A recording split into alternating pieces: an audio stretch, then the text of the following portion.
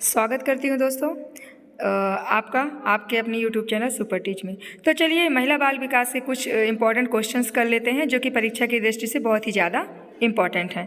चलिए पहला क्वेश्चन है, मध्य प्रदेश में इंदिरा महिला योजना किस वर्ष लागू किया गया था? सही उत्तर हो जाएगा दोस्तों हमारा 1995। दूसरा, स्वयं सिद्धा योजना का पुराना नाम क्या है? तो स्वयं सिद्धि योजना का पुराना नाम है इंदिरा महिला योजना।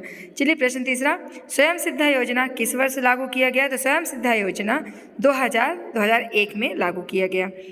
प्रश्न चौथा, कठिन परिस्थितियों में जीवन यापन करने वाली महिलाओं को आवश्यक सुविधा उपलब्ध कराकर पुनर्वास करने के लिए कौन सी योजना चलाई जाती है? तो वह योजना है स्वाधार योजना। प्रश्न पाँचवा, अति गरीब महिलाओं को सरकार द्वारा प्रसव पूर्व कितनी सहायता उपलब्ध कराई जाती है? तो 500 रुपये। छठवां, मंगल दिवस योजना का प्रारंभ कब किया गया? तो 15 फरवरी 2007। प्रश्न सातवां, मंगल दिवस योजना का संचालन किस स्तर पर किया गया? तो सही उत्तर है आंगनबाड़ी स्तर पर। प्रश्न आठवां, गर्भवती महिला को गर्भावस्था के दौरान आयरन फोलिक एसिड की कितनी गोलियां दी जाती हैं? तो 100 गोलियां दी जाती हैं दोस्तों। पोषण आहार योजना किस कार्यक्रम के स्थान पर चलाया जाएगा? तो सही उत्तर है अन्नप्राशन योजना। प्रश्न 10वां, निम्न में से किस कार्यक्रम की सराहना विश्व बैंक द्वारा की गई? तो अन्नप्राशन योजना की सराहना विश्व बैंक द्वारा की गई। प्रश्न 11, जन्म दिवस कार्यक्रम का संचालन सर्वप्रथम किस जिले में प्रारंभ किया गया? तो प्रारंभ किया गया बैतूल में। प्रश्न 12वां, जन्म दिवस कार्यक्रम में कितने वर्ष तक के बच्चों को शामिल किया जाता है? तो 1 से 6 वर्ष के बच्चों को शामिल किया जाता है। प्रश्न 13वां, गोद भराई कार्यक्रम माह के किस दिवस पर आयोजित किया जाता है? तो माह के प्रथम मंगलवार को किया जाता है। प्रश्न 14, अन्नप्राशन योजना माह के किस दिवस पर आयोजित किया जाता है? तो माह के द्वितीय मंगलवार को। अन्नप्राशन द्वितीय मंगलवार को और गोद भराई माह के प्रथम मंगलवार को। चलिए प्रश्न 15वां देख लेते हैं, जन्म दिवस कार्यक्रम का आयोजन कब किया गया? तो माह के तृतीय मंगलवार को। प्रश्न 16, किशोर बालिका दिवस कार्यक्रम का आयोजन कब किया जाता है? तो माह के चतुर्थ मंगलवार को। प्रश्न 17वां, बच्चे को कटोरी चम्मच किस कार्यक्रम में दिया जाता है?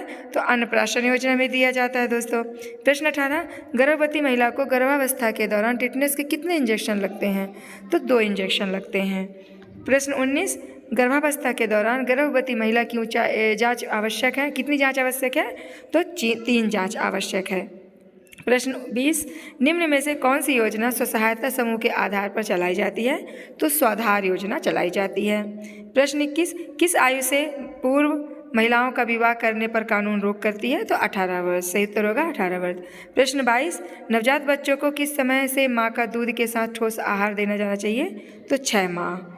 प्रश्न 23, कामकाजी महिलाओं को आवास उपलब्ध कराने के उद्देश्य से सरकार ने कौन सी योजना संचालित की? तो महिला वसति गृह योजना। याद रखिएगा दोस्तों, महिला वसति गृह योजना। प्रश्न 24, महिला वसति गृहों का संचालन निम्न में से किसके द्वारा किया जाता है? तो सही उत्तर है स्वयंसेवी संगठन द्वारा। प्रश्न 25, गंदी बस्तियों में किशोर बालकों को व्यावसायिक प्रशिक्षण हेतु स्वयंसेवी संस्थाओं को अनुदान किस कोष में दिया जाता है? तो सही उत्तर होगा हमारा राष्ट्रीय बाल कोष। प्रश्न 26, महिला वसति गृह को निर्माण हेतु सरकार कितना अनुदान देती है? तो निर्माण का लागत का 75%। प्रश्न 27, वर्तमान में प्रदेश में कितने महिला वसति गृह कार्यरत हैं? तो 59 यानी 59। प्रश्न 28, राष्ट्रीय बाल कोष से गंदी बस्तियों के किशोर बालकों को व्यवसायी प्रशिक्षण हेतु अधिकतम कितना अनुदान दिया जाता है? तो 1 लाख रुपए। प्रश्न 29, इंदिरा महिला योजना सर्वप्रथम मध्य प्रदेश के किन जिलों में लागू की गई थी? तो ग्वालियर एवं धार में लागू की गई थी। प्रश्न 30, गर्भवती महिला को टिटनेस का दूसरा टीका कब लगाया जाता है? तो प्रसव के 1 माह पहले लगाया जाता है। प्रश्न 31, अन्नप्राशन योजना का हितग्राही कौन होता है? तो अन्नप्राशन योजना का हितग्राही आंगनवाड़ी केंद्र में आने वाला न्यूनतम 6 माह का प्रत्येक बच्चा होता है।